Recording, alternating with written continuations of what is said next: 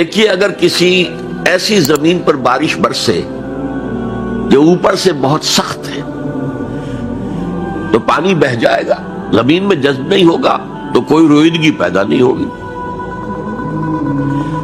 اگر دل سخت ہے تو قرآن مجید ان پر کوئی اثر نہیں کرے۔ اس کے لیے سب سے پہلے موعظہ کی ضرورت ہے، وعظ کی ضرورت ہے، نصیحت کی ضرورت ہے تاکہ دل نرم پڑ جائے۔ انسانی دل جب سخت ہوتے ہیں تو ان کی سختی چٹانوں سے زیادہ ہوتی ہے۔ سورہ بقرہ میں فرمایا ثم قست قلوبکم فہی کالحجارۃ او اشد قسوہ، یہودیوں سے خطاب ہے۔ ثم قست قلوبکم من بعد ذلک فہی کالحجارۃ او اشد قسوہ، اے بنی اسرائیل تمہارے اس طرز عمل کے نتیجے میں تمہارے دل سخت ہو گئے اور اب وہ پتھروں سے زیادہ سخت ہیں۔ لہذا سب سے پہلے ضرورت کیا ہے؟ دل کی زمین کو نرم کیا جائے، اس میں ہل چلایا جائے۔ یہ کام ہے موعظہ کا، وعظ کا، نصیحت کا۔ ہمارے معاشرے میں کسی زمانے میں وعظ کا بڑا رواج تھا، آج کل یہ چیز ختم ہو گئی، بلکہ وعظ کو گھٹیا بات سمجھا جاتا ہے۔ بھائی کوئی عقلی بات کرو، کوئی علمی بات کرو، تم تو وعظ کہہ رہے ہو، گویا کہ وعظ گھٹیا چیز ہے۔ نہیں، وعظ سے دل میں رقت پیدا ہوتی ہے، نرمی پیدا ہوتی ہے۔ تو قرآن مجید ہی سب سے بڑا موعظہ ہے۔ ہم نے بدقسمتی سے کیا کیا، جب وعظ کہے جاتے تھے تب بھی مثنوی مولانا روم سے، ضعیف احادیث سے، واعظ دستاں زنو افسانہ بند، واعظ بڑے اونچے اونچے ہاتھ چلا کر اور افسانہ جو ہے بیان کر رہا ہے، لیکن اس کا حال کیا ہے؟ از خطیب و دیلمی گفتار اوست، بعض ضعیف و شاذ و مرسل کار اوست۔ وہ خطیب بغدادی یا دیلمی کی جو احادیث ہیں، جو سب سے گھٹیا درجے کی کتاب حدیث کی، سب سے کم تر درجے کی کتاب حدیث کی، ضعیف کتابوں کے یوں سمجھئے کہ بہت بڑے مجموعے، وہاں سے وہ حدیثیں لا رہا ہے۔ الضعیف و شاذ و مرسل کار ہو، ضعیف حدیث، شاذ حدیث، مرسل حدیث سے وہ بیان کر رہا، قرآن سے اس کا کوئی تعلق۔ قرآن مجید سب سے بڑا واعظ ہے۔ یا ایھا الناس قد جاءتکم موعظۃ، یہ دل کو جب نرم کرتا ہے تو پھر اس میں جذب ہوتا ہے، یہ سیکنڈ سٹیپ ہے اس کا۔ اور جب دل میں جذب ہوگا تو دل کے اندر کی بیماریوں کو دور کر دے گا۔ دل کے اندر کی بیماریاں کون سی ہیں؟ تھرومبوسس نہیں، سنجائنا نہیں، وہ اور ہیں۔ وہ دل کی بیماریاں جن کے لیے قرآن شفا ہے، وہ ہے تکبر، حسد، حب مال، حب دنیا، حب جاہ، حب شہرت۔ یہ ہیں وہ چیزیں کہ جو اصل ہیں، جو دل کے امراض ہیں، ان سب کو جڑ سے نکال کر پھینک دے گا قرآن حکیم۔ یا ایھا الناس قد جاءتکم موعظۃ من ربکم وشفاء لما فی الصدور، وہ ہدن اور وہ ہدایت ہے، انفرادی زندگی کے لیے بھی ہدایت ہے، اجتماعی زندگی کے لیے بھی ہدایت ہے۔ کبھی اگر سورہ فاتحہ پر آپ غور کریں جو ہماری نماز کا جزو لازم ہے، تو ہم پہلے کہتے ہیں الحمدللہ رب العالمین الرحمن الرحیم مالک یوم الدین ایاک نعبد و ایاک نستعین۔ یہ ہدایت تو ہمیں پہلے ہی ملی ہوئی ہے۔ پھر جو ہم کہتے ہیں اہدنا الصراط المستقیم، اللہ کو ہم نے پہچان لیا، اسے رب العالمین مان لیا، اسے رحمان مان لیا، اسے رحیم مان لیا، اسے روز جزا کا حاکم مطلق مان لیا، تو اب کون سی ہدایت رہ گئی؟ ہدایت تو آ گئی۔ اب اصل ہدایت جو درکار ہے وہ ہے جو ریلیونٹ ہے آج کے دور، جو اجتماعی نظام ہے انسانوں کا، اس کے لیے انسان بالکل بے بس، اس کی عقل جو ہے اجتماعی نظام عدل قائم نہیں کر سکتی۔ انفرادی طور پر نیکی اور بدی کا علم میرے اور آپ کے نفس کے اندر ودیعت شدہ ہے۔ وَنَفْسٍ وَمَا سَوَّاهَا فَأَلْهَمَهَا فُجُورَهَا وَتَقْوَاهَا، یہ موجود ہے۔ لیکن یہ کہ معاشرتی نظام میں عورت اور مرد کے درمیان کیا توازن ہو، ان کے حقوق و فرائض کا توازن۔ دنیا میں کیا ہوتا رہا ہے اور ہو رہا ہے آج بھی، یا عورت جوتی کی نوک کے برابر ہے، کوئی اس کی حیثیت نہیں، بھیڑ بکری کی طرح ملکیت ہے، اس کے کوئی حقوق نہیں، اور یا عورت کلوپیٹرا بن کر پورے ملک کی قسمت کا بیڑا غرق کرتی ہے، انسانوں کے شانہ بشانہ ہو کر وہ در حقیقت خاندانی نظام کو برباد کرتی ہے۔ ان دونوں کے درمیان توازن کیسے قائم کیا جائے؟ اب آپ سوچئے، تجزیہ کیجئے۔ اگر مرد سوچے گا، نظام بنائے گا، تو وہ اپنے احساسات سے تو واقف ہے، عورت کے احساسات و جذبات سے تو واقف نہیں ہے۔ عورت نظام بنائے گی تو وہ اپنے احساس و جذبات سے واقف ہے، وہ مرد کے احساسات و جذبات سے واقف نہیں۔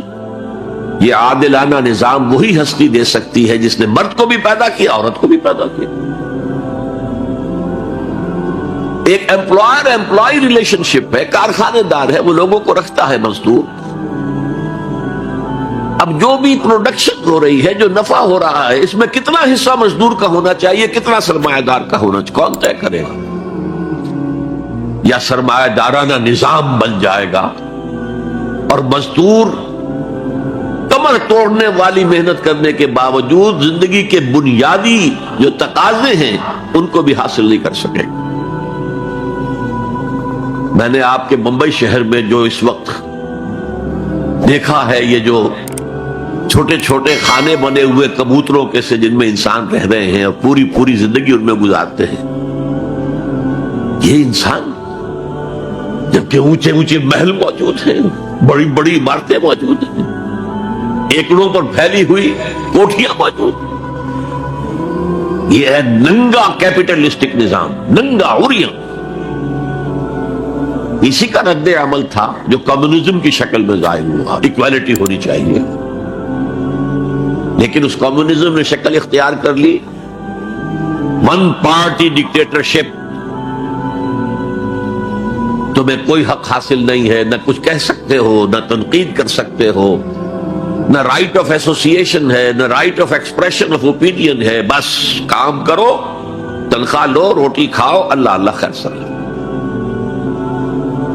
یہی وجہ ہے کہ وہ نظام بھی مر گیا۔ اسی طریقے سے کسی بھی نظام میں اگرچہ حاکم مطلق تو اللہ ہے، پھر بھی کوئی نظام آپ بنائیں گے تو کچھ حکام ہوں گے، اولو الامر ہوں گے۔ خلافت راشدہ میں بھی تھے نا، امیر المومنین تھے، اولو الامر تھے۔ عوام میں اور ان کے درمیان حقوق و اختیار کا توازن کیا ہو، کون طے کرے گا؟ اولو الامر تو چاہیں گے سارے اختیارات ہمارے پاس ہوں، ٹوٹلیٹیرین سٹیٹ قائم ہو جائے گی۔ عوام چاہیں گے ہمارے پاس ہو اور ہمیں اتنی آزادی ہو کہ مادر پدر آزاد ہو جائیں، جو چاہے کریں، ہومو سیکسول ہو جائیں، ہومو سیکسول میرجز کریں، ہمیں کوئی روکنے والا نہ ہو۔ تو میں نے آپ کو بتایا اجتماعی نظام کے یہ تین گوشے ہیں، معاشرتی نظام، معاشی نظام، سیاسی نظام۔ آج کے انسان کی اصل ضرورت یہ ہے، اس لیے کہ اس طرح کا ہمہ گیر نظام اس سے پہلے تھا ہی نہیں، لوگوں کو آزادیاں تھیں۔ آج آپ کا پورا تعلیمی نظام بھی اسی نظام کے تحت ہے۔ آپ کہاں لے جائیں گے اپنے بچوں کو؟ آپ ان کے حوالے کر کے اپنے ہاتھ دھو لیتے ہیں۔ You wash your hands of your children. وہ نظام جو چاہے گا بنا دے گا ان کو۔ گلا تو گھونٹ دیا اہل مدرسہ نے تیرا، کہاں سے آئے صدا لا الہ الا اللہ؟ کیا کریں گے؟ انہیں کہیں کسی تہخانے میں تو بند نہیں کر سکتے۔ آپ اپنے گھر میں ٹیلی ویژن نہیں لائیں گے، وہ جا کر دکان پہ دیکھیں گے۔ جب تک نظام درست نہ ہو، اور نظام کی ہدایت ہے جو قرآن نے دی ہے اصل، ورنہ اخلاقیات کا معاملہ میں آپ سے عرض کر دوں کہ یہ تو نوع انسانی کی مشترک میراث ہے۔ سچ بولنا اچھا ہے، جھوٹ بولنا برا ہے؟ کون نہیں جانتا؟ کیا ہندو نہیں جانتا؟ کیا بدھ مت کا پیرو نہیں جانتا؟ نہ کرنا اچھا ہے، وعدہ خلافی بری ہے، کون نہیں جانتا؟ عیسائی نہیں جانتا، یہودی نہیں جانتا، سب جانتا۔ بیسک ہیومن مورالٹی تو ہمارے اندر ہے، جیسا کہ میں نے آیت آپ کو سنائی، وَنَفْسٍ وَمَا سَوَّاهَا فَأَلْهَمَهَا فُجُورَهَا وَتَقْوَاهَا، انسان کا نفس جو اللہ نے پوری طرح تیار کر دیا، نوک پلک سنوار دی، اور اس میں نیکی اور بدی کی تمیز ودیت کر دی۔ لہذا اصل ہدایت ہے آج جس کی ضرورت ہے وہ اجتماعی نظام۔ 2 منٹ اور لے لوں آپ کے۔ 300 سال سے انسان اسی اجتماعی عدل کی تلاش میں ادھر سے ادھر ٹھوکریں کھا رہا ہے۔ کوئی 250 برس سے زیادہ ہو گئے ہیں۔ فرانس میں انقلاب آیا، کیوں آیا؟ یہ بادشاہت، ادارت۔ بادشاہ کون ہے؟ وہ بھی انسان ہے، ہم بھی انسان ہیں۔ اسے کیا حق ہے کہ وہ حکومت کرے؟ لہذا انقلاب آیا، سخت خونی انقلاب آیا، لوگوں نے چاہا کہ عدل ہو، لہذا فرینچ ریولوشن آیا۔ لیکن چونکہ وہ ریولوشن یک طرفہ تھا، صرف سیاسی نظام بدلا، معاشی نظام نہیں بدلا، سود موجود رہا، لہذا اس کے بعد کیپٹلزم کی لعنت مسلط ہو گئی۔ پہلے لارڈز اینڈ بیرنز اور بڑے بڑے زمیندار اور جاگیردار سروں پر مسلط تھے، اور اب کارخانے دار اور کیپٹلسٹ مسلط ہو گئے۔ آج کی جمہوریت کیا ہے؟ دس از دی ڈکٹیٹرشپ آف دی کیپٹلسٹ۔ یہ تو اصل میں کیپٹلزم ہے، کیپٹلسٹ کی ڈکٹیٹرشپ ہے جو اس وقت ہو رہی ہے۔ اچھا، اس سے نجات پانے کے لیے چھلانگ لگائی دوسری طرف کمیونزم، تو وہ میں آپ کو بتا چکا، وہاں انفرادی آزادی ختم ہو گئی، اب وہ بھی مر گیا۔ اب فوکو یاما نے تو کتاب لکھ دی اینڈ آف ہسٹری، بس ثابت ہو گیا کہ ہمارا نظام لبرل سیکولر ڈیموکریسی اور انٹرسٹ بیسڈ کیپٹلزم، اس سے بہتر کوئی نظام ہے ہی نہیں، سب ختم ہوگا۔ لیکن ایک نظام ہے جس کا انہیں اندیشہ ہے، جو ابلیس کی زبان سے اقبال نے کہلوایا تھا، ہے اگر کوئی خطر مجھ کو تو اس امت سے ہے، جس کی خاکستر میں ہے اب تک شرارے آرزو، خال خال اس قوم میں اب تک نظر آتے ہیں، وہ کرتے ہیں اشک سحر گاہی سے جو ظالم وضو۔ بڑے نیک لوگ بھی موجود ہیں، لیکن بحیثیت مجموعی امت کا حال کیا ہے؟ جانتا ہوں میں یہ امت حامل قرآن نہیں، جانتا ہوں میں یہ امت حامل قرآن نہیں ہے، وہی سرمایہ داری بندہ مومن کا دین۔ جانتا ہوں میں کہ مشرق کی اندھیری رات میں بے ید بیضا ہے پیران حرم کی آستین، پیر ہیں، مرشد ہیں، ان کی آستینوں میں ید بیضا نہیں ہے، حضرت موسیٰ والا۔ بہرحال فوکو یاما کی نفی کی پھر بعد میں، اور کتاب لکھی گئی کلیش آف سیویلائزیشنز، تہذیبوں کا ٹکراؤ ابھی آئے گا۔ تو میں اس سے زیادہ اس ایشو پر نہیں جانا چاہتا۔ ہدایت، انفرادی ہدایت بھی قرآن میں ہے، اور سب سے بڑھ کر اجتماعی ہدایت جس کی آج کے انسان کو سب سے زیادہ ضرورت ہے، the system of social justice, جو صرف اللہ دے سکتا ہے، اس لیے کہ کارخانے دار بھی اسی کی مخلوق ہے اور مزدور بھی اسی کی مخلوق ہے، جو اولو الامر ہے وہ بھی اسی کے پیدا کرنا ہے، اور جو عوام ہے وہ بھی اسی کے پیدا کرتا ہے، مرد بھی اسی کا پیدا کرنا ہے، عورت بھی اس کی پیدا کرتا ہے۔ جیسے ایک حدیث میں آتا ہے الخلق عیان اللہ، تمام مخلوق اللہ کے کلبے کے مالک ہے، وہ عدل دے گا، وہ سوشل جسٹس دے گا، وہ توازن دے گا آپ کو معاشرتی نظام میں، معاشی نظام میں، سیاسی نظام میں۔ اس کا نتیجہ چوتھا جو نکلے گا رحمت للمومنین، اب وہ رحمت ہوگی آخرت۔ جیسے حضور نے فرمایا الزہراوین نام دیا سورہ بقرہ کو اور سورہ آل عمران الزہراوین، زہرا کہتے ہیں بہت تابناک حضرت فاطمہ زہرا رضی اللہ تعالی عنہ. الزہراوین یہ دو بدلیوں کی صورت میں میدان حشر میں ظاہر ہوں گی، اور جو ان سے محبت کرنے والے تھے ان پر سایہ کریں گی، جبکہ کسی کے لیے کوئی سایہ نہیں. تو یہ رحمت کا ظہور ہوگا قرآن کا قیامت کے دن. اب اگلی آیت دیکھیے، قل بفضل اللہ وبرحمتہ، اے نبی ان سے کہہ دیجئے یہ اللہ کے فضل اور اس کی رحمت کا مظہر ہے کہ اس نے تمہیں قرآن مجید جیسی کتاب ہدایت دی، جو موعظہ بھی ہے، شفاء لما فی الصدور بھی ہے، دنیا میں ہدایت بھی ہے، آخرت میں رحمت بھی ہے. قل بفضل اللہ وبرحمتہ فبذلک فلیفرحوا، اگر جشن منانا ہے تو اس کا مناؤ، خوشیاں منانی ہے تو اس کی مناؤ. ہوا خیر مما یجمعون، یہ دولت ان تمام چیزوں سے زیادہ قیمتی ہے جو انسان جمع کرتا ہے. دولت جمع کرتا ہے، مال، اسباب، جائیداد، کاروبار، اور محل بناتا ہے، اس میں بڑا اعلیٰ فرنیچر رکھتا ہے، اس میں لا کر ڈیکوریشن پیسز کہاں کہاں سے پوری دنیا سے لا کر رکھتا ہے. ان سب سے کہیں زیادہ قیمتی شے قرآن ہے. اب آئیے 4 آیات، سورہ رحمان کی اولین 4 آیات. الرحمن، یہ جملہ نہیں بنا، یہ تو صرف مبتدا ہے،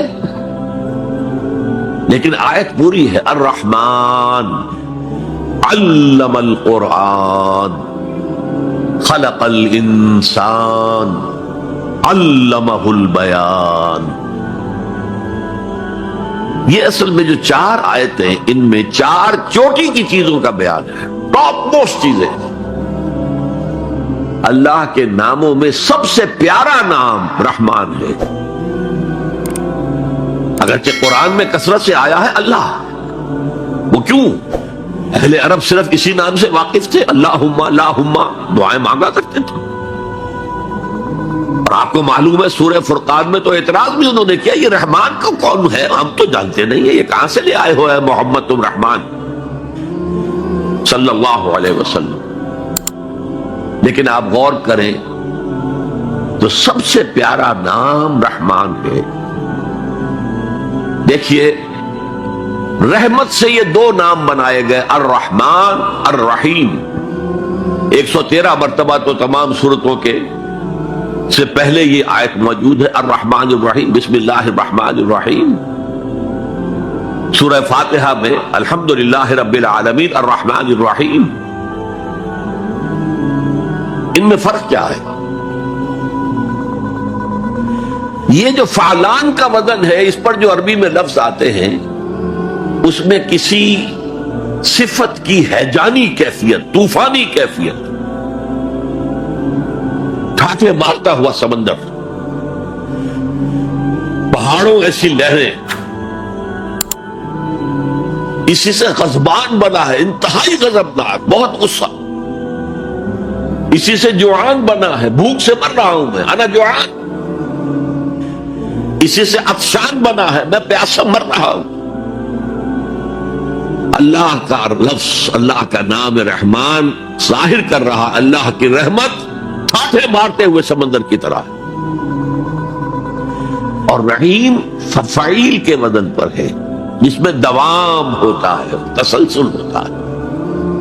تو اللہ کی رحمت جہاں ٹھاٹھے مارتے ہوئے سمندر کی طرح ہے، ساتھ ہی وہ آہستگی کے ساتھ مسلسل بہنے والے دریا کے مانند بھی ہے، تسلسل کے ساتھ. اب ان دونوں کا ریلیشن اگر میں آپ کو ایک مثال سے سمجھاؤں، اگر کہیں کسی بس کا ایکسیڈنٹ ہو جائے اور آپ دیکھیں کوئی عورت جو ہے مردہ ہو گئی ہے اور کوئی شیر خار بچہ اس کی چھاتی سے چمٹا ہوا، اسے کیا پتا میری ماں مر گئی، اور کوئی آئیڈینٹیفیکیشن نہیں ہو رہی، کچھ پتا نہیں ہے یہ کون خاتون تھی، کہاں سے آئی تھی، کچھ نہیں پتا. آپ بتائیے اس وقت کون سا انسان ہوگا جس کے دل میں رحمت کا دریا جوش نہ مار جائے، اس بچے کی سرپرستی میں کر لوں. یہ انسان کی فطرت ہے. لیکن جب وہ گھر لے جائے گا تو ہو سکتا ہے کچھ دن کے بعد وہ محسوس کرے کہ میں نے خامخواہ کو یہ بوجھ اپنے اوپر لے لیا ہے، میرے تو اپنے بچے بہت تھے۔ گویا کہ جوش تو آیا، دوام اس میں نہیں ہے۔ اللہ کی رحمت ٹھاٹھے مارتے ہوئے سمندر کی طرح بھی ہے اور اس میں دوام ہے، دریاؤں کا سا دوام تسلسل سے بہنے والا۔ اور سب سے پیارا میں کیوں کہہ رہا ہوں یہ نام، ہمیں سب سے بڑی ضرورت رحمت کی ہے۔ دیکھیے اللہ رازق ہے، اللہ رازق ہے، ہمیں رزق دیتا تاکہ ہم زندہ رہیں، اور اس نے ہمیں زندگی اس لیے دی ہے لِيَبْلُوَكُمْ أَيُّكُمْ أَحْسَنُ عَمَلًا، تاکہ تمہارا امتحان لے۔ تو رزق دینا اس کی ضرورت ہے، میری ضرورت نہیں ہے۔ مجھے زندہ رکھنا چاہتا ہے تاکہ وہ امتحان میں دوں تو وہ رزق دے گا مجھے۔ لیکن رحمت کون سی چیز ہے؟ میں حدیث آپ کو سناتا ہوں۔ ایک دفعہ آپ نے فرمایا کوئی انسان محض اپنے عمل کی بنیاد پر جنت میں داخل نہیں ہو سکے گا جب تک کہ رحمت خداوندی دستگیری نہ کرے۔ اسی صحابی رضی اللہ تعالی عنہ نے بڑی ہمت سے، جرأت سے، بلکہ ہم کہہ سکتے جسارت سے کام لیا کہ پوچھ لیا حضور کیا آپ بھی؟ فرمایا ہاں میں بھی، الا یتغمدنی ربی برحمتہ، میں بھی داخل نہیں ہو سکوں گا جنت میں جب تک کہ میرا رب مجھے ڈھانپ نہ لے اپنی رحمت سے۔ تو سب سے پیارا نام کون سا ہوا؟ الرحمن۔ اب آئیے اگلی آیت، علم القرآن، اس نے قرآن کی تعلیم دی۔ جو پچھلا مقام ہم نے دیکھا تھا قل بفضل اللہ وبرحمتہ فبذلک فلیفرحوا، اس اللہ تعالی نے قرآن کا علم دیا، لیکن آپ سوچئے جو دوسرے علوم ہیں وہ کس نے دیے ہیں؟ یہ سارا سائنٹیفک نالج اور ٹیکنالوجی، یہ وہی تو علم آدم الاسماء کا ظہور ہے جو ہو رہا ہے۔ پوٹینشلی یہ سارا مادی علم حضرت آدم کی شخصیت میں ودیت کر دیا گیا تھا، پوٹینشلی۔ جیسے آم کی گٹھلی میں پورا آم کا درخت ہے، علم آدم الاسماء کلھا، تمام نام سکھا دیے، اور ساتھ ہی وہ ایپریٹس دے دیا جس سے کہ یہ علم جو پوٹینشل تھا یہ ایکسفولیٹ ہو سکے، یہ کھلے۔ جیسے کہ کلی بند ہوتی ہے پھر کھلتی ہے تو 5 پتیاں ظاہر ہوتی ہیں، ایکسفولیشن۔ وہ ایپریٹس کیا ہے؟ ان السمع والبصر والفؤاد کل اولئک کان عنہ مسئولا۔ کانوں سے سنو، آنکھوں سے دیکھو، اس دماغ میں سینس ڈیٹا فیڈ کرو، پروسیس کرو، نتیجہ نکالو، میموری کے حوالے کر دو، اور سوچو اور دیکھو اور مشاہدہ کرو، نتائج اس سے نکالو، پچھلی میموری سے اس کو ٹیلی کرو، کوئی نئی چیز مل گئی ہے تو اس کو بھی سٹور کر لو۔ یہی ہے نا۔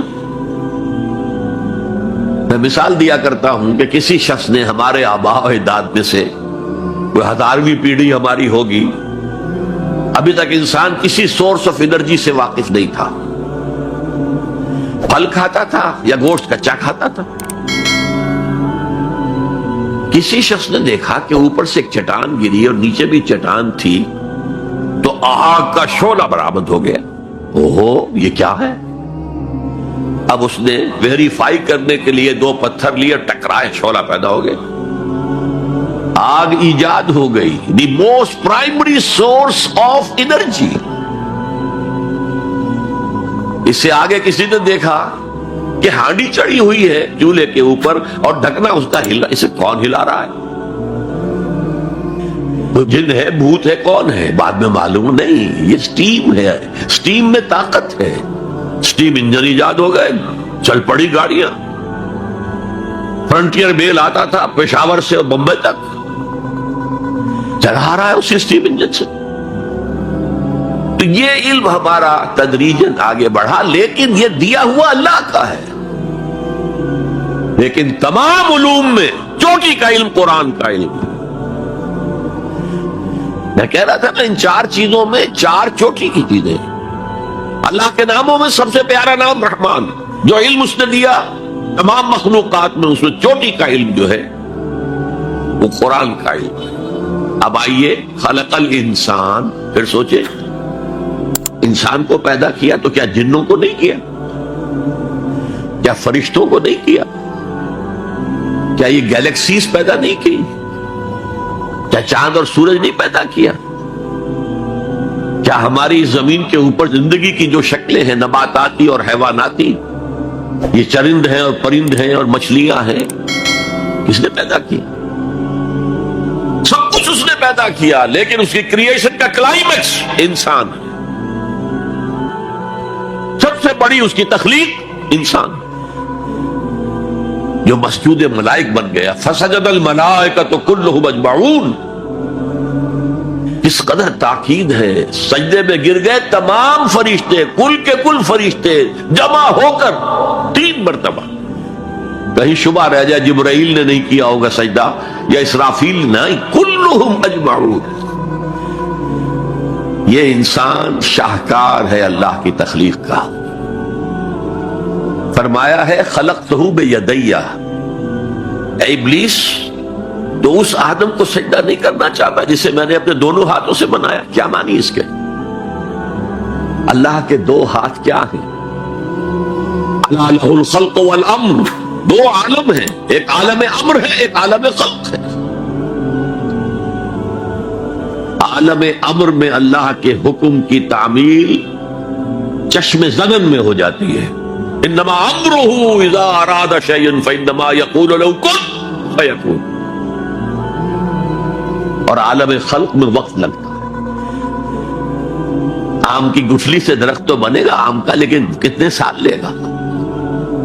ماں کے پیٹ میں بچہ پرورش تو پائے گا، لیکن 9 مہینے لے گا. اللہ نے فرمایا کتنی جگہ پر میں نے آسمان اور زمین 6 دنوں میں پیدا کی. عالم خلق میں ٹائم کا ایلیمنٹ ہے، عالم امر میں کوئی ٹائم نہیں.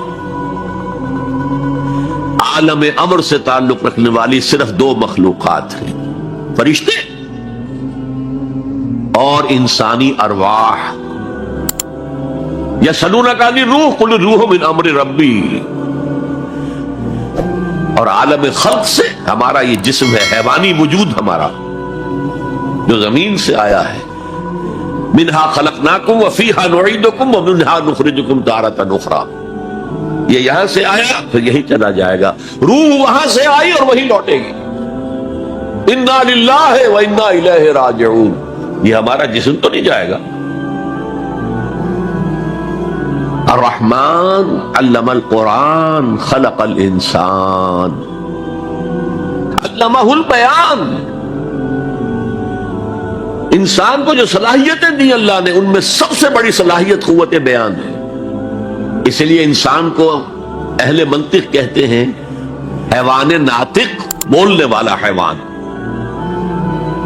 یہ اپنے آپ کو ایکسپریس کرنے کی صلاحیت. یہ تمام صلاحیتوں میں چوٹی کی صلاحیت ہے.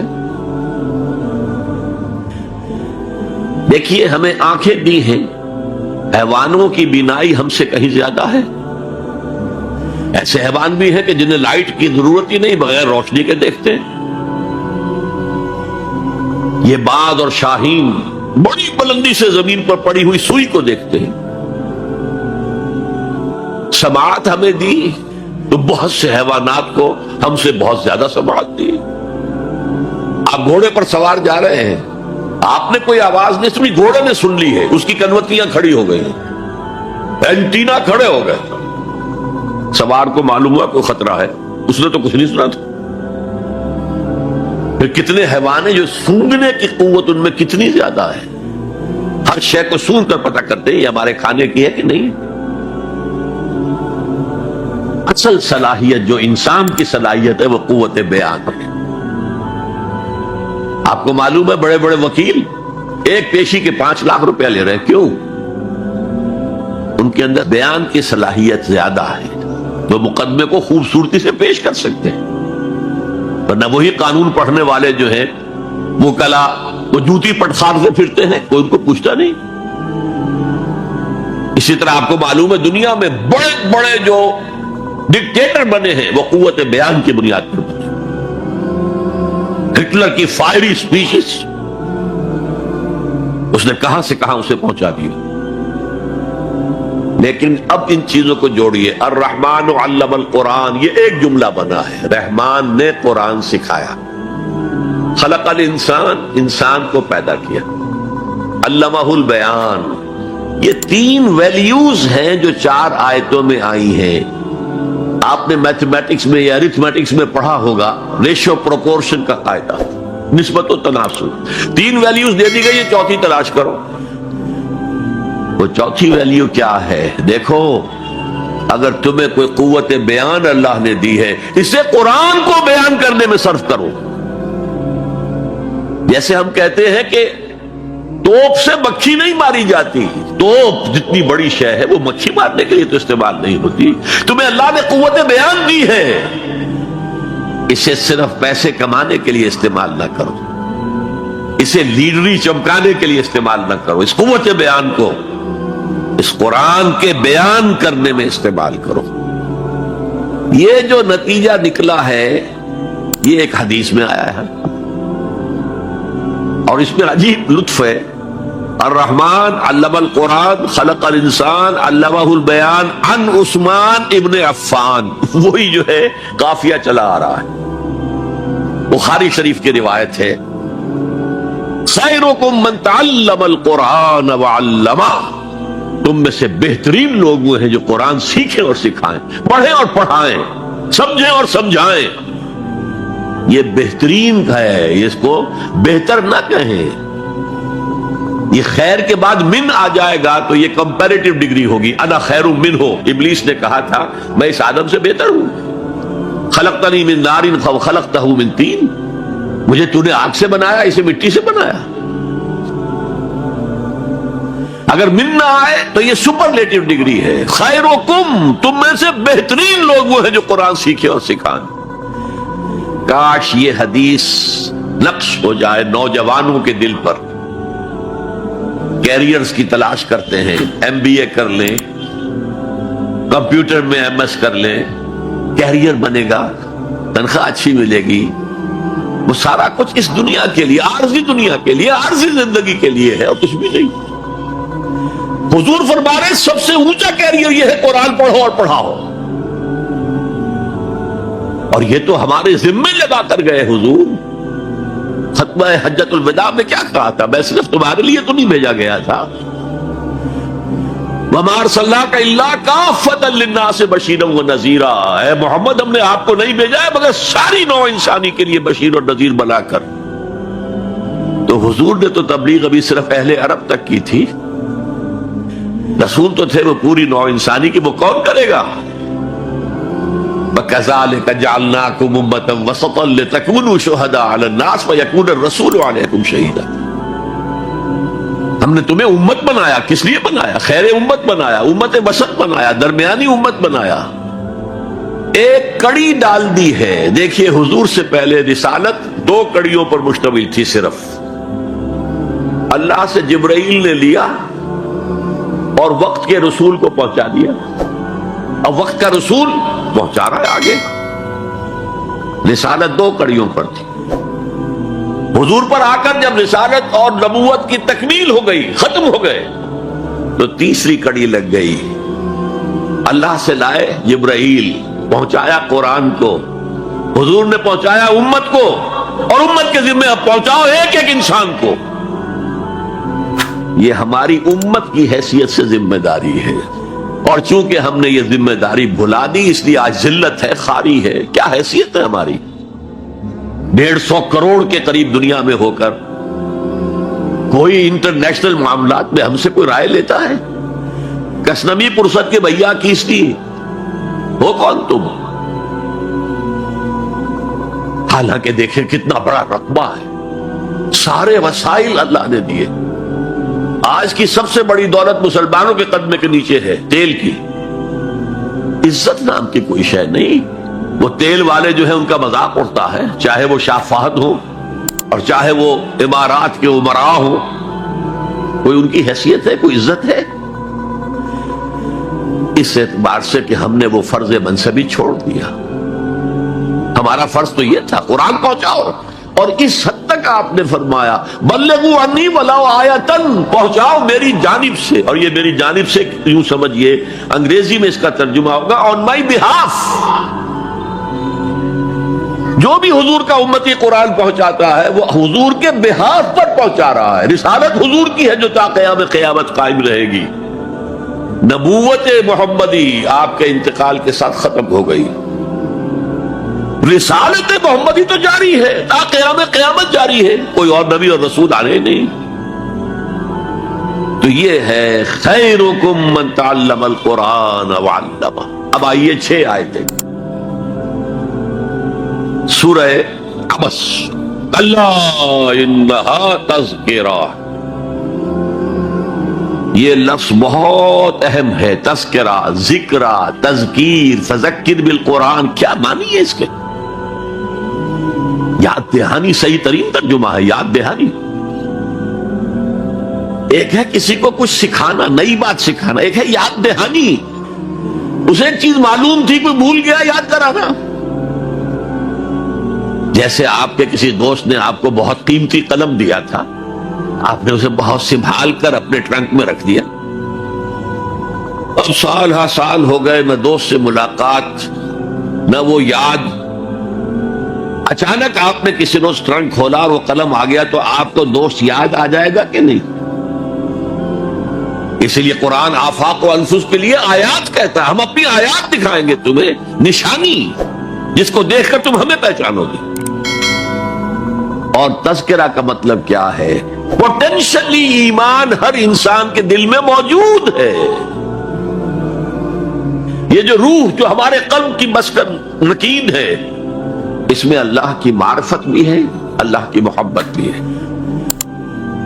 البتہ ذہول کے پردے پڑ گئے ہیں، بھول اور نسیان طاری ہو گیا ہے.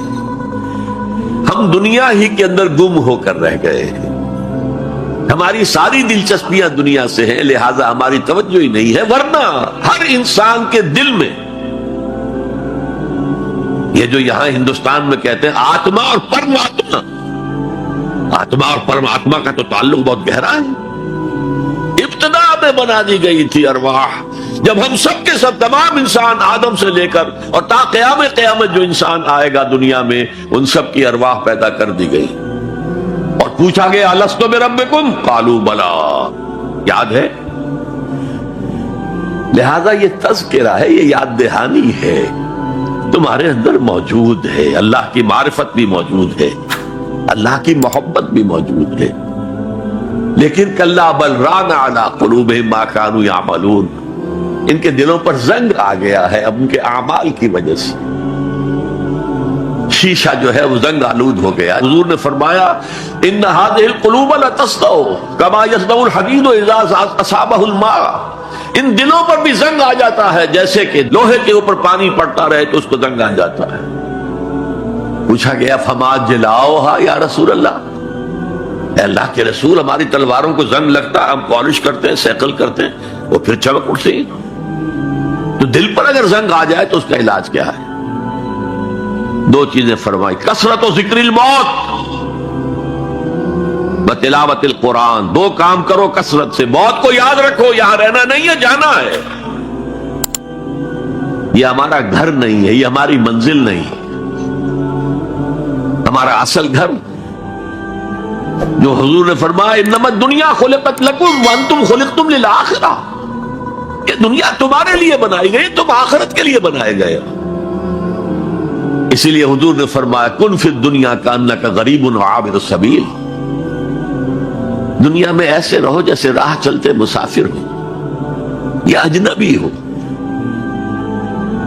اپنے بارے میں فرمایا مالی ولی دنیا، مجھے تمہاری دنیا سے کیا سروکار. انما مثلی کراکب استظل تحت شجرۃ ثم راح فترکها، میری مثال اس مسافر کی سی ہے جو ذرا سستانے کے لیے کسی درخت کے سائے میں بیٹھتا ہے تھوڑی دیر.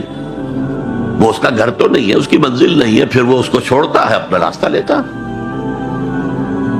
یہ اگر ہمارا تصور قائم ہو جائے کلا انہا تذکرہ. اب اس کے بعد جو الفاظ آئے ہیں فی صحف مکرمۃ مرفوعۃ مطہرۃ بایدی سفرۃ کرام بررہ. یہ جو قرآن ہے، جو تذکرہ ہے، یہ بڑے ہی انتہائی پاکیزہ صحیفوں میں ہے. فی صحف مکرمۃ، بڑے باعزت، مرفوعۃ مطہرۃ، مرفوع بلند اور انتہائی پاک. بایدی سفرۃ، یہ کن کے ہاتھوں میں ہے؟ لکھنے والے وہ فرشتے.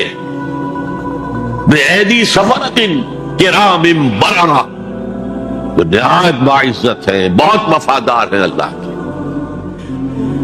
یعنی اصل قرآن کہاں ہے؟ لوح محفوظ میں ہے. اصل قرآن کہاں ہے؟ ابھی اگلی جو پڑھیں گے ہم، کتاب مکنون، چھپی ہوئی کتاب کے اندر ہے. اصل قرآن کہاں ہے؟ وَإِنَّهَا لَفِي أُمِّ الْكِتَابِ لَدَيْنَا لَعَلِيٌّ عَظِيمٌ. یہ تو اس ام الکتاب میں جو ہمارے پاس ہے، بہت بلند ہے اور بہت عظمت والا ہے. یہ 6 آیتیں ہو گئی. اب آئیے 8 آیتیں جو آپ نے سنی، بہت خوبصورت قرات تھی ماشاءاللہ. فلا اقسم بمواقع النجوم، یہ لا جب آتا ہے پہلے تو وہ مخاطب کی بات کی نفی کرنے کے لیے، اٹ از لائک دیٹ، یہ نفی ہے. لا اقسم بیوم القیامہ، تمہارے خیالات غلط ہیں، میں قیامت کی قسم کھاتا ہوں. تو فرمایا فلا اقسم بمواقع النجوم. وقع یقع کے کیا معنی ہے؟ اور یہ سورت کون سی؟ واقعہ. اذا وقعت الواقعہ، وقع گر جانا، پڑ جانا. یہ ستاروں کے ڈوبنے کی جگہ ہے. فلا اقسم بمواقع النجوم وانه لقسم لو تعلمون عظیم. اگر تم جانو تو یہ بہت بڑی قسم ہے جو ہم نے کھائی ہے. اس وقت کا انسان کیا سمجھتا کہ ستارے کہاں جاتے ہیں، کہاں غروب ہوتے ہیں، کہاں گرتے ہیں؟ آج ہمیں معلوم ہے.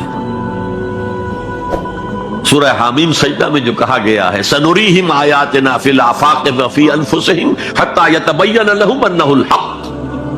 ہم انہیں اپنی نشانیاں دکھائیں گے آفاق و انفس میں، یہاں تک کہ یہ بات واضح ہو جائے گی کہ قرآن حق ہے. آج ہمیں معلوم ہے خلا میں بلیک ہولز ہیں، اور یہ بلیک ہولز بڑے بڑے ستاروں کے پچکنے سے، پچک جانے سے پیدا ہوئے. اور جب وہ بڑے ستارے پچکتے ہیں، جو خلا پیدا ہوتا ہے، ویکیوم، اس میں بڑی طاقت ہوتی ہے. اس کے پاس سے کوئی سیارہ، کوئی ستارہ گزر جائے اسے کھینچ لیتا ہے قبر کے اندر. یہ بلیک ہولز کا تصور. اسی لیے اللہ نے اس وقت کے لوگوں کے لیے کیا کہا؟ فلا اقسم بمواقع النجوم وانه لقسم لو تعلمون عظیم. انه لقرآن کریم، یہ بہت باعزت قرآن ہے. فی کتاب مکنون، ایک چھپی ہوئی کتاب میں ہے. لا یمسہ الا المطہرون، اسے چھو ہی نہیں سکتے مگر انتہائی پاک ہستیاں. اس کے کیا معنی ہے؟ پہلی بات تو ہمیں معلوم ہو گئی، مراد فرشتے ہیں. بے ایدی سفرۃ کرام بررہ، اسی کی شرح ہو رہی ہے نا. اسی سے ایک فقہی مسئلہ نکالا گیا کہ بغیر وضو کے ہاتھ نہ لگاؤ. لیکن اس کا اصل مفہوم کیا ہے وہ سمجھیے. قرآن کی روح تک کوئی نہیں پہنچ سکتا جب تک کہ تزکیہ نفس نہ ہو گیا. اگر حب مال، حب دنیا، حب جاہ، حب شہرت، اگر یہ تمام محبت میں دل سے نکل نہ جائیں تو قرآن کی روح تک آپ کی اپروچ نہیں ہوگی. مولانا روم نے کہا ہے، اگرچہ ذرا میں سمجھتا ہوں کہ انہوں نے بہت سخت الفاظ استعمال کیے ہیں، ماز قرآن مغزہا برداشتے استخاں پیش سگاں انداختے. ہم نے قرآن سے اس کا مغز لے لیا ہے. جو ایسنس سے وہ کھینچ لیا ہے. ہڈی کا گودا جو ہے وہ ہم نے نکال لیا. ہڈیاں ہم نے پھینک دی ہیں کتوں کے سامنے جو لڑ رہے ہیں. علم کلام کا مسئلہ ہے صفات حق حق سے جدا یا عین ذات. قرآن مخلوق ہے یا نہیں ہے، غیر مخلوق، اور بڑے بڑے ہو رہے ہیں اس کے اوپر. یہ کتے لڑ رہے ہیں ان ہڈیوں کے اوپر. ہم نے اس میں سے اصل شے نکال لی. وہ کیا ہے؟ اللہ کی محبت، اللہ کی معرفت. یہ ہے اصل شے.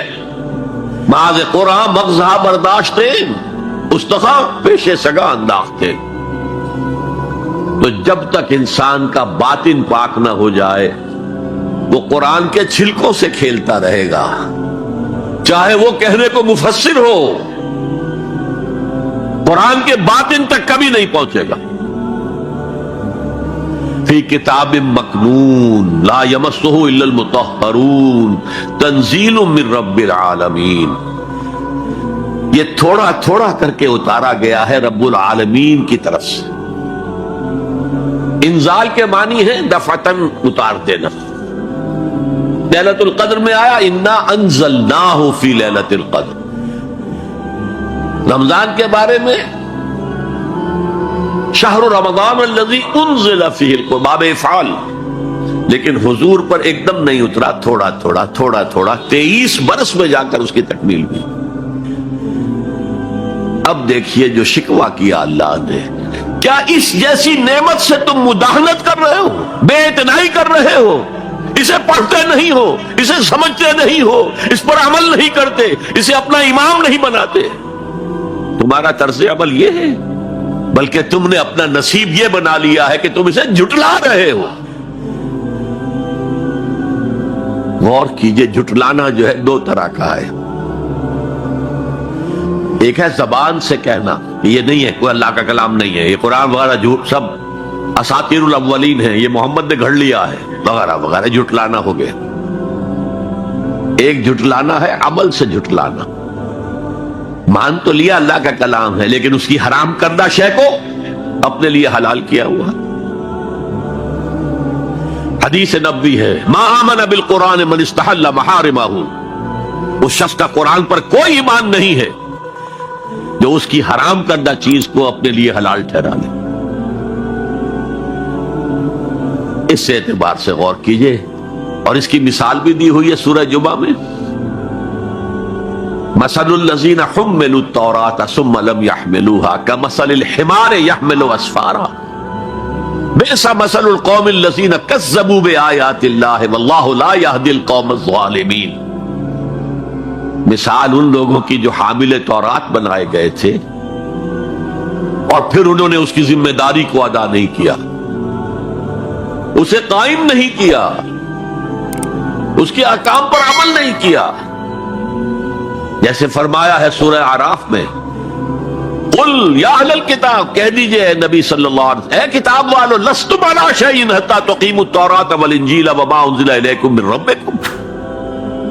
تمہاری کوئی حیثیت ہماری نگاہ میں نہیں ہے، تمہارا منہ نہیں ہے کہ ہم سے دعا کرو جب تک کہ تم تورات اور انجیل کو اور جو کچھ نازل کیا گیا تمہاری طرف اسے قائم نہیں کرتے. آج اللہ ہماری دعائیں نہیں سنتا. 30 لاکھ جا کر حج کرتے ہیں. دنیا کے حالات میں کوئی ذرہ برابر فرق آتا ہے؟ اول تو حرام کی کمائی سے حج ہو رہا ہے، تو حج ہے ہی نہیں سرے سے. جو کچھ کرتے گئے تھے سودی کاروبار وہی آ کر دوبارہ شروع کر دی. سرکاری ملازمت تو جو رشوت پہلے لے رہے تھے اس کے بعد آ کر شروع کر دی. یہ کیا ہے؟ یہ تکذیب بالعمل ہے، جھٹلانا ہے. تم نے اپنا نصیب یہ بنا لیا ہے کہ تم قرآن کو جھٹلا رہے ہو جیسے کہ انہوں نے جھٹلایا تھا. مثل الذین حملوا التوراۃ ثم لم يحملوها كمثل الحمار يحمل اسفارا. ان کی مثال ان گدھوں کی سی ہے جن پر کتابوں کا بوجھ لاد دیا گیا. مکالمات فلاطوں، گٹھڑی باندھ کر گدھے کے اوپر رکھ دیجئے تو کیا وہ واقعی منطقی اور فلسفی بن جائے گا؟ یہ مثال اللہ دے رہا ہے. اور یہ مثال کیوں دی گئی ہے؟ اس آئینے میں ہمیں ہماری تصویر دکھائی گئی ہے. تم اگر قرآن کا حق ادا نہیں کر رہے تو تمہاری مثال وہی ہے جو یہود کی تھی. بئس مثل القوم الذین کذبوا بآیات اللہ، بری مثال ہے اس قوم کی جس نے اللہ کی آیات کو جھٹلایا. تو زبان سے تو یہودیوں نے کبھی نہیں جھٹلایا تورات کو، عمل سے جھٹلایا ہے. یہ وہ 5 مقامات ہیں جن میں اللہ تعالیٰ نے خود اپنے کلام کی شرح بیان کی ہے، تعریف کی ہے، اس کی عظمت کو بیان کیا. اب میں آپ کے سامنے ایک حدیث رکھنا چاہتا ہوں. حضور نے کیا فرمایا؟ ایک حدیث سنا چکا ہوں آپ کو. عن عثمان بن عفان رضی اللہ تعالی عنہ قال قال رسول اللہ صلی اللہ علیہ وسلم خیرکم من تعلم القرآن وعلمہ، تم میں سے بہترین لوگ وہ ہیں جو قرآن سیکھیں اور سکھائیں. یہ حدیث بڑی عجیب ہے، یہ ترمذی میں بھی ہے اور دارمی میں ہے، اور اس کے راوی حضرت علی ہیں رضی اللہ تعالی عنہ. عن علی رضی اللہ عنہ قال، حضرت علی فرماتے ہیں انی سمعت رسول اللہ صلی اللہ علیہ وسلم یقول، میں نے سنا اللہ کے رسول صلی اللہ علیہ وسلم کو یہ کہتے ہوئے انہا ستکون فتنۃ، ان قریب ایک بہت بڑا فتنہ رونما ہوگا. حضرت علی فرماتے ہیں قلت، میں نے عرض کیا مل مخرج منہا یا رسول اللہ، اللہ کے رسول یہ فرمائیے اس فتنے سے بچنے کا، نکلنے کا راستہ کون سا ہوگا؟ جیسے آپ بڑے بڑے حالوں میں دیکھتے ہیں ایگزٹ، عرب ممالک میں لکھا ہوتا ہے مخرج. اگر کہیں آگ لگ جائے، کہیں دھواں بڑھ جائے تو نکلو، لال جو روشنیاں ہیں ان کے اندر جو نیچے دروازے ہیں ان کی طرف جاؤ. یہ مخرج ہے جان بچانے کی ہے. یہاں ایک لحظہ توقف کر کے ہمارا اور صحابہ کا جو فرق ہے اس کو نوٹ کر لیجئے. اگر ہم ہوتے تو کیا پوچھتے؟ حضور یہ فتنہ کب آئے گا، کدھر سے آئے گا، کیوں آئے گا، کیا ہوگا؟ یہ سارے سوالات کرتے نا، جن کا عمل سے کوئی تعلق نہیں، معلومات ہیں. حضرت علی نے کچھ نہیں پوچھا، بس آپ نے فرما دیا کہ بہت بڑا فتنہ ہوگا، تو بس ہمیں یہ بتائیے کہ اس سے نکلنے کا راستہ کیا. اب سنیے حضور کی زبان سے قرآن مجید کی مدح. قال کتاب اللہ، فتنوں سے بچانے والی اللہ کی کتاب.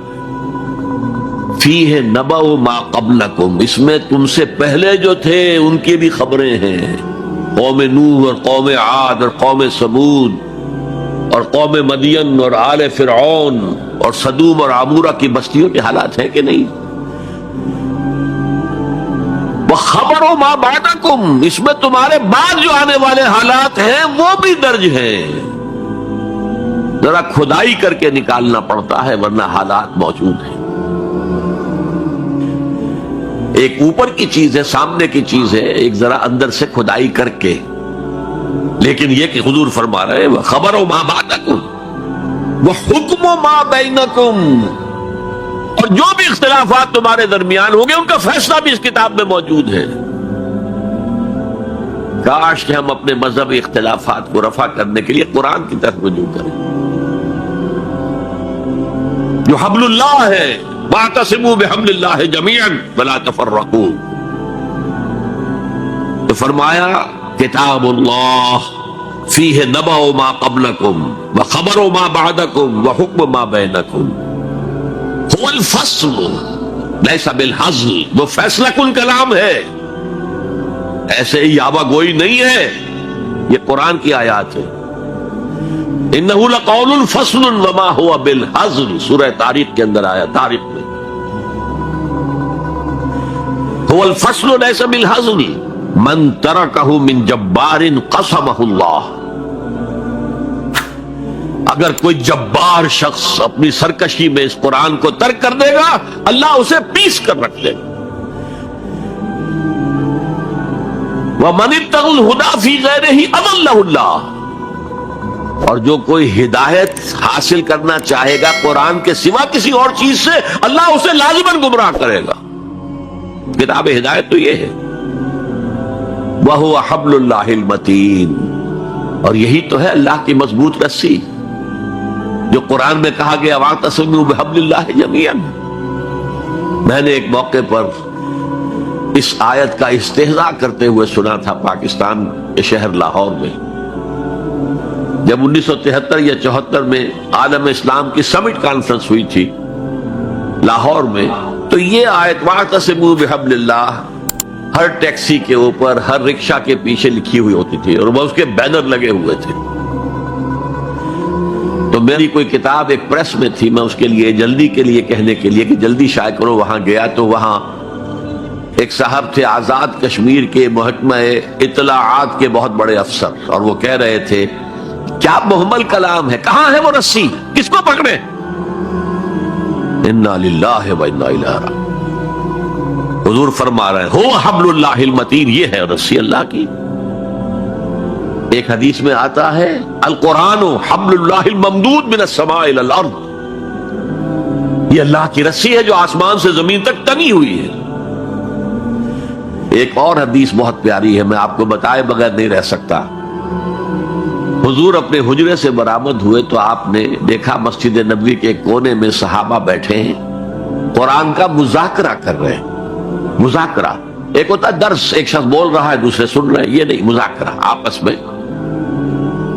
حضور کے چہرے پر بشاشت کے آثار ظاہر ہوئے، آپ چل کر آئے، آپ نے ایک سوال کیا عجیب، الستم تشہدون، کیا آپ لوگ اس کی گواہی نہیں دیتے اللہ الہ الا اللہ وانی رسول اللہ ہے وہذا القرآن جاء من عند اللہ، کیا آپ لوگ اس کی گواہی نہیں دیتے کہ اللہ کے سوا کوئی معبود نہیں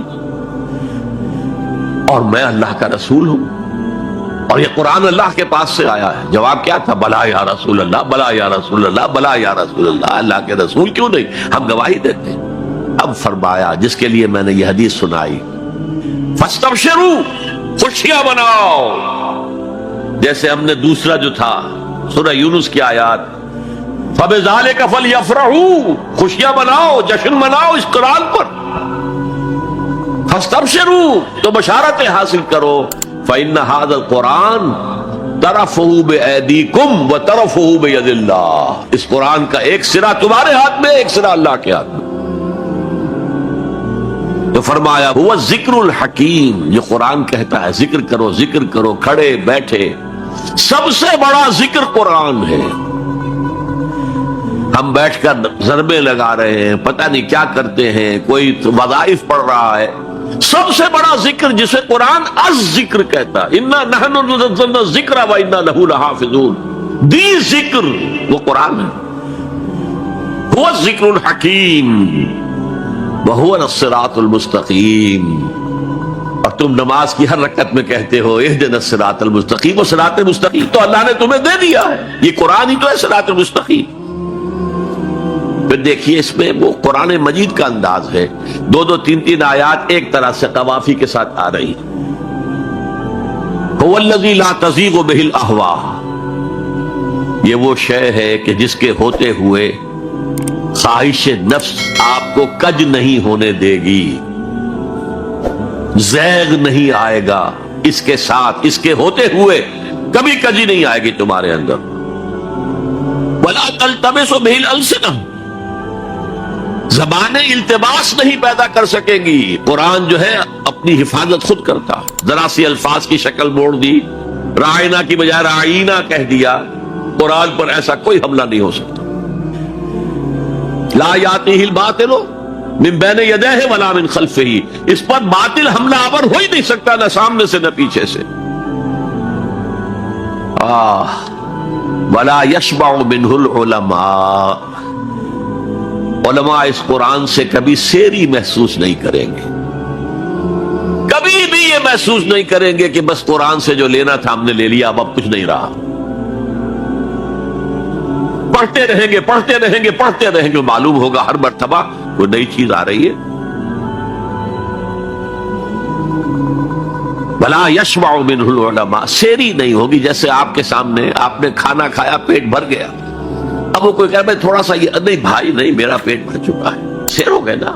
قرآن سے آپ کبھی سیر نہیں ہو سکیں گے، ولا یخلق عن کثرت الرد، بار بار کے پڑھنے سے اس پر کوئی باسی پن طاری نہیں ہوگا۔ کوئی اور کتاب دنیا میں ایسی نہیں ہے، ایک دفعہ پڑھ لی، 2 دفعہ پڑھ لی، پھر تیسری دفعہ ہاتھ لگانے کو جی نہیں چاہتا، پڑھنے کو جی نہیں چاہتا، سوال ہی پیدا نہیں۔ یہ وہ ہے، پڑھتے رہو گے، اس پر کوئی باسی پن طاری نہیں ہوگا۔ ولا تنقضی عجائبہ، اس کے عجائب کبھی ختم نہیں ہوں گے۔ یہ ہیروں کی وہ کان ہے جو کبھی ختم نہیں ہوگی، غور کرو گے نکالتے رہو گے۔ یہ بنیاد ہے سمندر کے نیچے جہاں سے موتی ختم نہیں ہو سکتے۔ بڑی سے بڑی کان ہیروں کی ایک وقت آتا ہے کہ ختم ہو گئے، ہیرے جو تھے نکالنے تھے نکال لیے، نہیں۔ لا تنقضی عجائبہ هو الذی لن تنتہی الجن اذ سمعتہ حتی قالوا انا سمعنا قرآنا عجبا یہدی الی الرشد فآمنا بہ۔ یہ وہ کتاب ہے جسے جیسے ہی جنوں نے سنا فوراً کہا ہم نے آج ایک بہت عمدہ کلام سنا ہے، کتاب سنی ہے، تو ہم تو ایمان لے آئے۔ ایک دفعہ سنا ہے اور وہ داعی بن کر چلے گئے۔ یا قومنا اجیبوا داعی اللہ، اے ہماری قوم کے لوگوں اس اللہ کی طرف پکارنے والے کی آواز پر لبیک کہو۔ جنات کا عالم یہ ہے، ہمارا عالم کیا ہے؟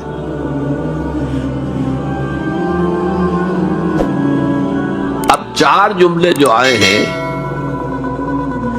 وہ اس حدیث کے اندر جو اہم ترین چیز ہے وہ ہے من قال بہ صدقہ، جس نے کوئی بات اس قرآن کی بنیاد پر کہی اس نے سچ کہا۔ ومن عمل بہ اجر، جس نے اس پر عمل کیا اس کا اجر محفوظ۔ ومن حکم بہ عدل، اور جس نے اس کی بنیاد پر کوئی فیصلہ کیا اس نے عدل کیا۔ اور آخری جملہ کاش کہ اس کا مصداق اللہ مجھے بھی اور آپ کو بھی بنا دے۔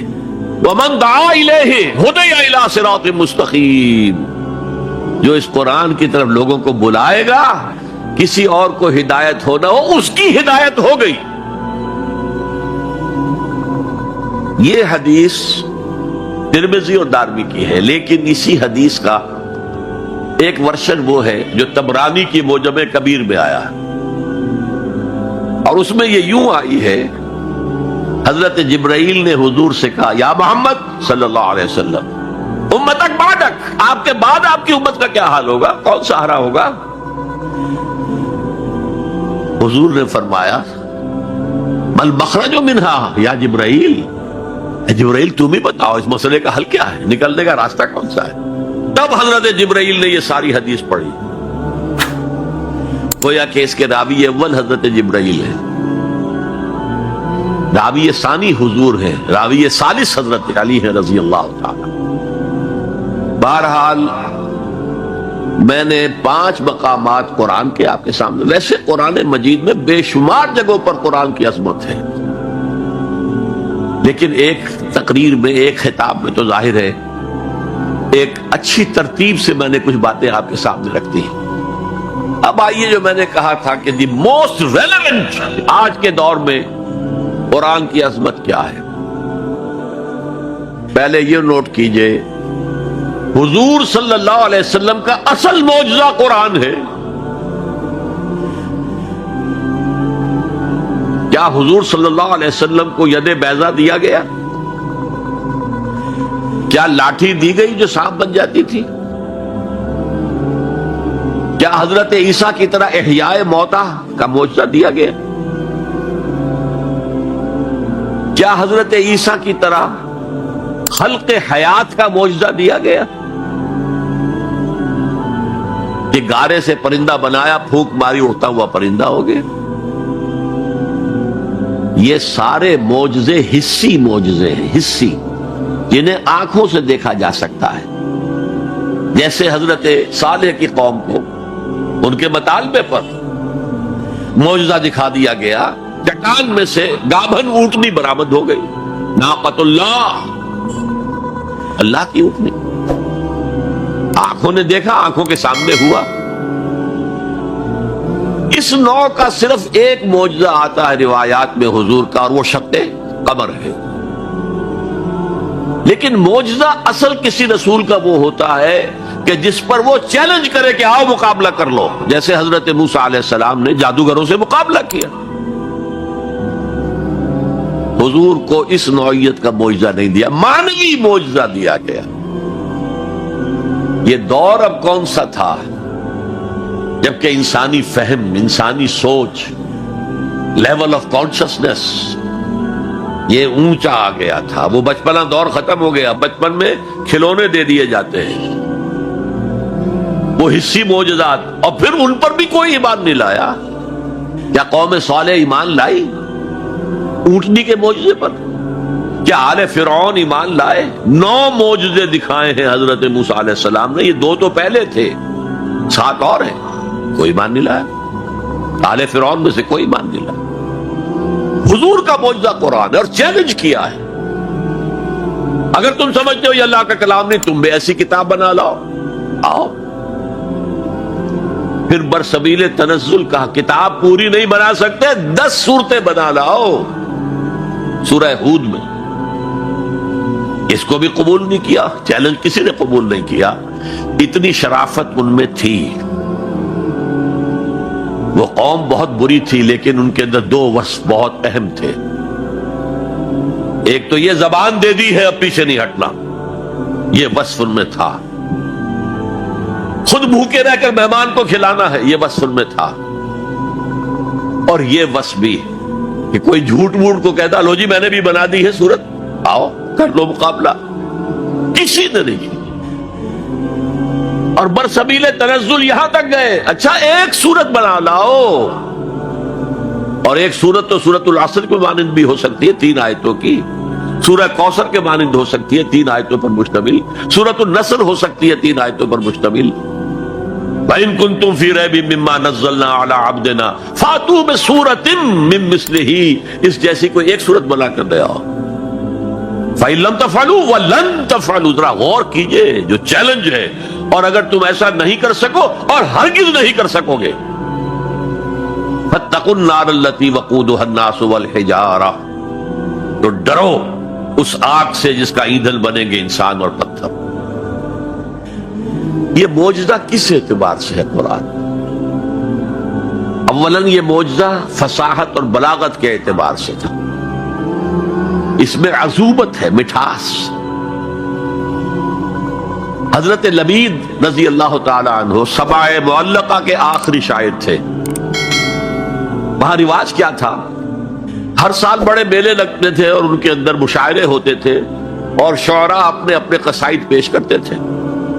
جس کا قصیدہ سب سے اعلیٰ شمار ہوتا تھا تمام شعراء اس کو سجدہ کرتے تھے، اور نمبر 2 ان کا قصیدہ بیت اللہ کے ساتھ لٹکا دیا جاتا تھا۔ He is the poet of the year، یہ ہمارا اس سال کا شاعر یہ ہے۔ وہی 7 معلقات جو لٹکا دیے گئے تھے، انہی پر کتاب ہے سبع معلقہ۔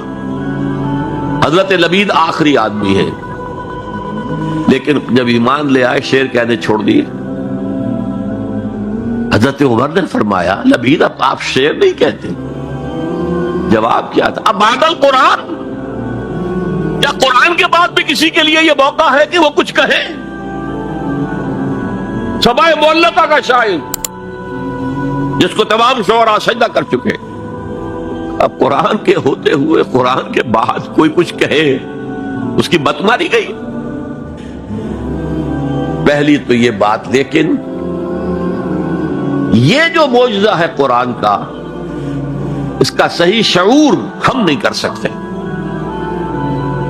یہ تو جس کی مادری زبان ہے وہی سمجھ سکتے تھے اس کے اندر کیا فصاحت ہے، کیا بلاغت ہے، کیا عذوبت ہے، کیا مٹھاس ہے، کیسا ملکوتی غنا ہے، اس میں موسیقی ہے، اللہ کی موسیقی، ملکوتی غنا۔ اس کا اندازہ وہی کر سکتے تھے، ہم نہیں کر سکتے۔ لیکن ہمارے نزدیک جو بات پہلے میں نے کہی تھی، آج کے دور میں یہ سب سے بڑا معجزہ ہے جو انسان کو نظام عدل دیتا ہے۔ میں بتا چکا ہوں 300 برس سے انسان ٹھوکرے کھا رہا ہے، مشرق سے مغرب، مغرب سے مشرق، پھر مشرق سے مغرب۔ حضور نے ایک دفعہ زمین پر نقشہ کھینچا سواء السبیل کا، جن کا لے کر ایک سیدھا خط کھینچا، اور ایک خط وہ ہے جو اس کو کاٹ رہا ہے. اس کے بعد پھر آپ نے ایک دائرہ بنایا, سیمی سرکل, وہ جنت ہے. یہ دنیا میں صراط مستقیم یا سواء سبیل ہے, اور درمیان میں جہنم کے اوپر وہ پل صراط ہے. قرآن کے راستے پر چلو گے اس لیے کہ وہ پل صراط جہنم کے اوپر ہے. وَإِن مِّنكُمْ إِلَّا وَارِدُهَا كَانَ عَلَىٰ رَبِّكَ حَتْمًا مَّقْضِيًّا. وہ اس پل صراط سے ہو کر جنت میں پہنچ جائے گا. اور انسانی عقل کے نتیجے میں سوچو گے تو وہ لیفٹ سے شروع ہو کر اس خط کو کاٹتا ہوا وہ رائٹ کی انتہا کو پہنچ جائے گا. معلوم ہوا ہم تو آسمان سے گرے اور کھجور میں اٹک گئے. پھر واپس آئے گا, کیونکہ اللہ کی کتاب کو رہنما نہیں بنایا. پھر اس خط مستقیم کو کاٹتا ہوا اب وہ پھر لیفٹ کو پہنچ جائے گا.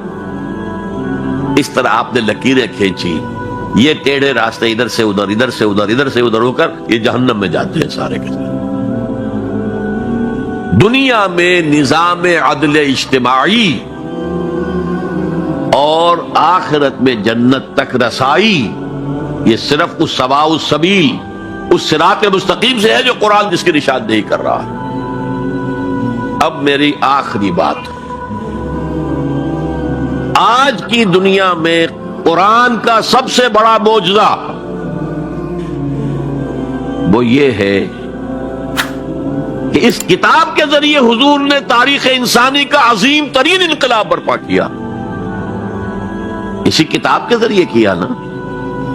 اتر کر ہرا سے سوئے قوم آیا اور نسخہ کیمیا ساتھ لایا. اس سے ذہن بدلے, عقائد بدلے, سوچ بدلی, کردار بدلے, اخلاق بدلے. پھر انہوں نے طاقت بنا کر اور کوڑا بنا کر باطل نظام پر دے مارا اور نظام حق کو قائم کر کے دکھا دیا. اور یہ سارا عمل قرآن کے گرد گھومتا ہے. دعوت دو قرآن کے ذریعے سے.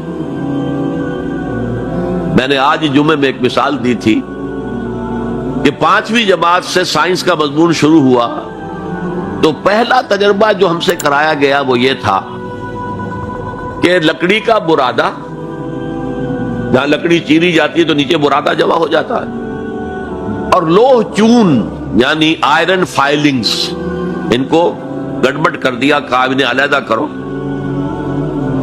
کیا ایک ایک چنیں گے اور پھر راستہ بتایا کیسے کرو. میگنیٹ ہاتھ میں لے لو, اسے پھراؤ, لوہا اس کے ساتھ چمٹ جائے گا, برادہ رہ جائے گا. اس معنی میں قرآن وہ میگنیٹ ہے جو سلیم الفطرت انسانوں کو کھینچ لیتا. کوئی معاشرہ سلیم الفطرت انسانوں سے خالی نہیں ہوتا.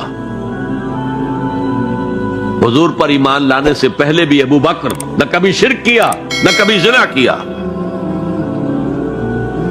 حضور کی بعثت سے پہلے حضرت عمر کے بہنوئی کے والد سعید ابن زید کے والد زید ابن عمرو ابن نفیل, انہوں نے بھی کبھی شرک نہیں کیا, کبھی کوئی غلط حرکت نہیں کی, اور کعبے کے پردے کو پکڑ پکڑ کر کہتے تھے, اے اللہ میں صرف تیری بندگی کرنا چاہتا ہوں, میں کیسے کروں مجھے معلوم نہیں. حضور کی بعثت سے پہلے ان کا انتقال ہو گیا, لیکن باپ کی کیفیت یہ تھی جس سے کہ سعید ابن زید ایمان لائے ہیں اور وہ عشرہ مبشرہ میں شامل ہوئے ہیں, اور ان کے اور ان کی زوجہ فاطمہ بنت خطاب کے ذریعے سے عمر کو ایمان ملا ہے. تو یہ سلیم الفطرت لوگوں کو کھینچنے کا ذریعہ ہے. پھر آؤ اسے عام کرو, عام کرو, درس قرآن عام کرو, عام کرو, عام کرو. یہ سلیم الفطرت لوگوں کو کھینچ لے گا. پھر ان کا تزکیہ کرو, تزکیہ بھی قرآن سے ہوگا.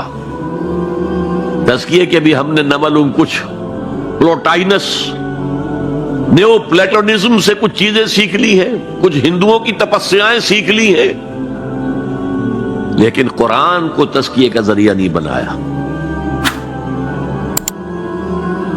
صوفی پشمینہ پوش و حال مست, از نوائے شعلہ قوال مست, در نمی سازد بقرآن محفلش، قرآن سے اس صوفی کی محفل خالی ہے. وہاں قوال کے اس سے حال آ رہا ہے، حال آ گیا، قوال کے شعر سے حال آ گیا. صوفی پشمینہ پوش حال مست، از شراب نغمہ قوال مست، در نمی سازد بقرآن محفلش. قرآن کے ساتھ در سازی نہیں. لیکن حضور کے طریقہ کار دیکھیے، حضور کی سیرت کے دو حصے ہیں. ایک حصہ ہمیں بہت معلوم ہے، غزوہ بدر، غزوہ احد. اولین کتابیں بھی جو لکھی گئی سیرت میں وہ مغازی تھیں، چونکہ یہ لوگوں کے نزدیک اہم چیزیں تھیں، اہم واقعات تھے، مغازی، غزوات. لیکن یہ بدر کے جو 313 آدمی تھے، یہ فراہم کیسے ہوئے تھے؟ کس مارکیٹ سے لائے گئے تھے؟ کس میتھڈولوجی سے انہیں تیار کیا گیا، پختہ کیا گیا، ٹرین کیا گیا؟ یہ ہے غور طلب معاملہ. قرآن نے جہاں وہ بات جو پہلے کہہ چکا، وَهُوَ الَّذِي أَرْسَلَ رَسُولَهُ بِالْهُدَى وَدِينِ الْحَقِّ لِيُظْهِرَهُ عَلَى الدِّينِ كُلِّهِ. وہی ہے اللہ جس نے بھیجا اپنے رسول کو صلی اللہ علیہ وسلم الہدا دے کر، قرآن حکیم، اور دین حق دیا ہے، نظام دیا ہے، معتدل نظام دیا، عادلانہ نظام دیا، سسٹم آف سوشل جسٹس دیا، تاکہ اسے غالب کرے، قائم کرے. یہ ہے مقصد بعثت محمدی صلی اللہ علیہ وسلم.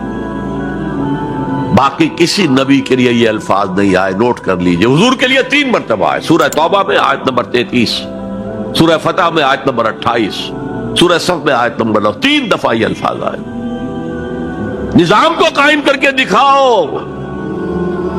جس دور کا آغاز آپ سے ہو رہا ہے، اس دور میں اصل اہمیت نظام کی ہوگی. ایک بڑا پیارا جملہ یاد آیا ہے شاہ ولی اللہ دہلوی کا. اگر کسی معاشرے میں تقسیم دولت کا نظام غلط ہو جائے تو اس کے 2 نتیجے نکلتے ہیں، اور دونوں انتہائی تباہ کن. ایک طرف دولت کے انبار ہوں گے، اس کا نتیجہ کیا نکلے؟ عیاشی ہوگی، بدماشی ہوگی، گلچھرے ہوں گے، اسراف ہوگا، تبذیر ہوگی. اور یہی تلوار دوسری طرف کاٹ رہی ہے. دوسری طرف احتیاج ہوگی، بھوک ہوگی، محتاجی ہوگی. یہ عیاشی کی وجہ سے گمراہ ہو گئے، اور یہ کاد الفقر ان یکون کفرا، حضور نے فرمایا فقر تو کفر کے قریب پہنچا دیتا ہے انسان کو. جن کو 2 وقت روٹی نہیں ملتی، وہ کیا اللہ سے لو لگائیں گے؟ جو 10-12 گھنٹے دن میں کام کرتے ہیں، وہ رات کو کہیں جاگیں گے، کھڑے ہوں گے اللہ کے حضور؟ شاہ صاحب کہتے ہیں کہ یہ جو طبقہ پیدا ہوتا ہے غرباء کا، یہ انسانوں کی شکل میں حیوان بن جاتے ہیں. لدو اونٹ، بار برداری کے جانور، کولو کے بیل، وہ انسان نہیں رہتے. حدیث میں نے آپ کو سنا دی، کاد الفقر ان یکون کفرا. تو اس انقلاب کو برپا کرنے کے لیے، اور یہ میں آپ سے عرض کر دوں، تاریخ انسانی کا عظیم ترین انقلاب وہ ہے جو محمد نے برپا کیا صلی اللہ علیہ وسلم. اور یہ میری بات نہیں ہے، ڈاکٹر M.N. رائے، ممبر کمیونسٹ انٹرنیشنل، ہندو اور کمیونزم کی سب سے اونچی باڈی کا رکن، 1920 میں بولشوک ریولوشن کے 3 سال بعد 1917 میں انقلاب آیا تھا. ایک لیکچر دیا ہے لاہور میں، بریڈلا ہال میں، دی ہسٹوریکل رول آف اسلام، اور اس نے کہا عظیم ترین انقلاب وہ تھا تاریخ انسانی کا جو محمد نے برپا کیا. Because he was a revolutionary, he knew what a revolution means. کہا عظیم ترین انقلاب وہ ہے جو محمد نے برپا کیا. یہ 1920 کی بات ہے، اور میں جب پچھلی مرتبہ آیا تھا 1991 میں تو معلوم ہوا تھا کہ یہ جو بمبئی کہتے تھے، ممبئی اب آپ کہتے ہیں، اس کا کوئی پبلشر اس کتاب کو شائع کرتا ہے، ہسٹوریکل رول آف اسلام. اچھا، یہ تو ہوا 20ویں صدی کے شروع سے 20واں سال. उसके इख्तिताम से 20 साल पहले किताब लिखी गई दी 100। अगर आप डॉक्टर इसरार अहमद के पैगाम को जिंदा रखना चाहते हैं, चैनल को सब्सक्राइब करें।